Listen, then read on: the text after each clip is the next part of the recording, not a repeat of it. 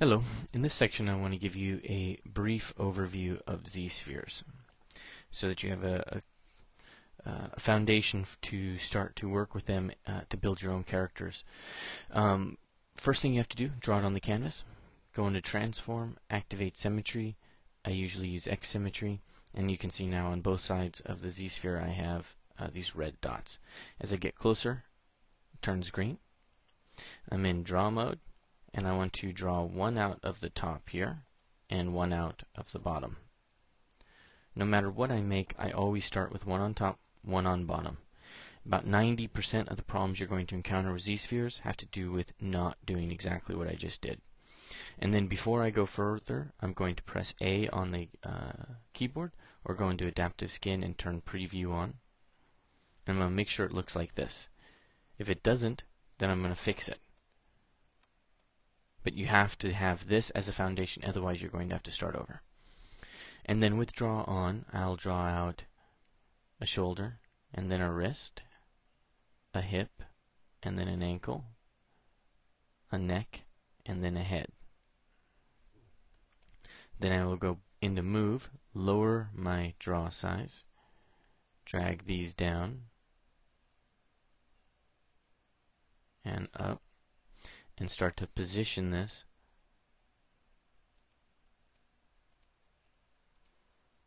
for a full character.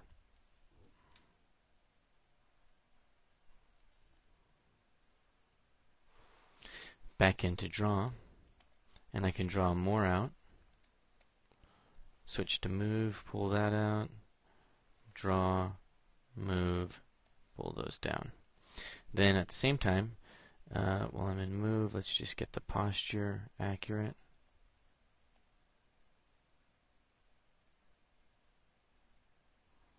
Okay, into Draw, and then I'm going to click on these linking spheres to add, and then that's going to give me a little bit more control, give me an elbow.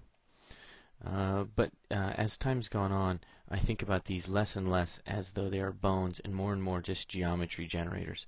So if I press A or Preview, turn Frame on, I want to get to the point where I've got fairly even amounts of geometry, but enough to sculpt. So this isn't quite enough yet, so I'm going to move that up and draw another one down there. And there. That's nice, even amount of polygons. I'm going to do the same for the leg. And while I'm at it, I'm just going to give it that little bit of gesture. And now notice how my Z-sphere is shot up into the corner. That's a bug. So to get around that, it's pretty simple. You just press Ctrl-Z, undo, and then you can frame the model again.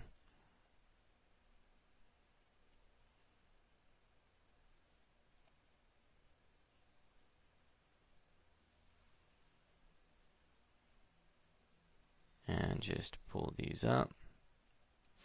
And let's give this the gesture that an arm is going to have, and pull these in as well.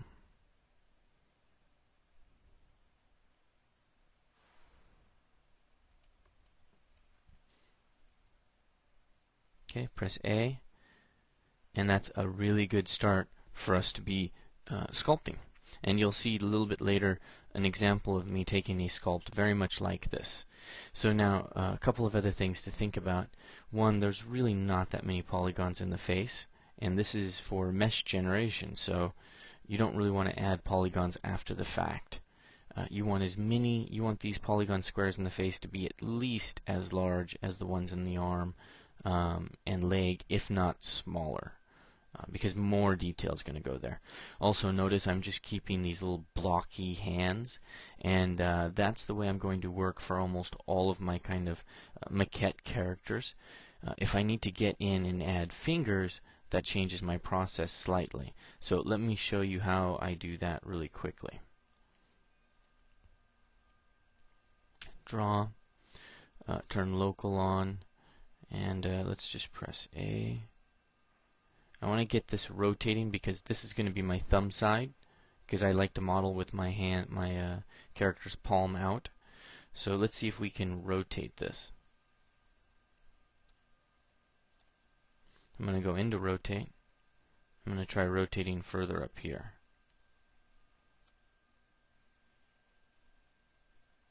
Yes, that works just fine.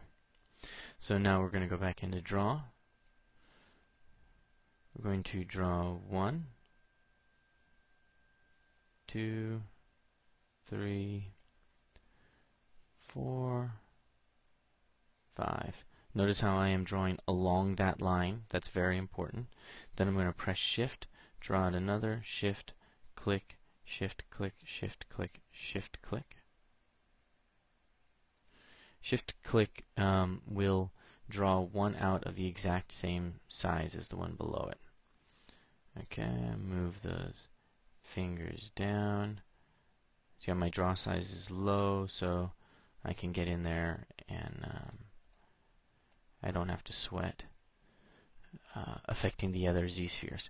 Also notice my pinky is very large, so I'm going to switch to scale. And if I press Alt and click on the linking sphere, then I'll select that entire chain. And I want to move these down more. It's at this point that the bug is going to come up a lot more, so I'm a little surprised it hasn't. But if it does, remember just Control Z and you'll be good. Okay, now we press A and you get something that looks like this. You need to fix this. You cannot continue sculpting or work with this mesh in this condition. Thankfully, the fix is crazy simple. Go to iRes, so Tool, Adaptive Skin, iRes, set it to 3. That's the fix for making sure that the geometry is not intersecting itself. So there's a lot of information out there about what to do, how to do it, things like that. But this is the way. Alright, now I'm going to press A and I'm going to go into Move, and I'm just going to move some of these Z-spheres over so that the topology is flowing from the correct place and so that there is space between the index finger and the thumb. And now I'm not going to really use these Z-spheres to do any serious sculpting. That's not what they're for. What they're for is to give me a mesh. So you'll notice that I've got elephantitis of the hands, and that's going to be super simple for me to solve when I get to the sculpting phase. So let's just get there. We go to Tool, Adaptive Skin, Make Adaptive Skin, and then we select the Z-sphere that has the skin Z-sphere at the front of it. I'm going to go to the Move brush, increase my draw size, and show you how simple it is to fix those hands. Press Shift and Smooth. Shift and Smooth. Takes 15 seconds.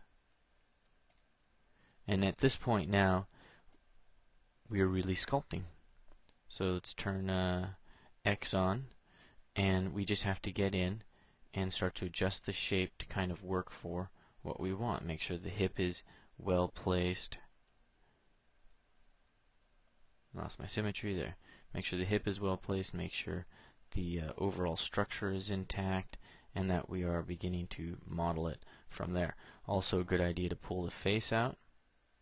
But then also on top of that, there's one cool trick that I like to do for the face that I'll show you before we go. And that is that I like to add an edge loop for the front plate.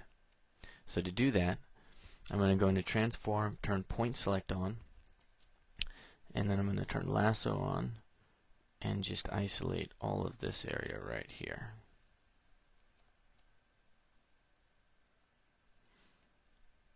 Alright, now let's see if I can get rid of this. And then go into Geometry. I'm going to, let's just delete the lower, but I don't really want to make another selection here. So something I do really quick is go to Polygroups, Group Visible, and then I'm going to say Delete Lower. And the reason why I'm deleting lower is so that I can come in here and press Edge Loop.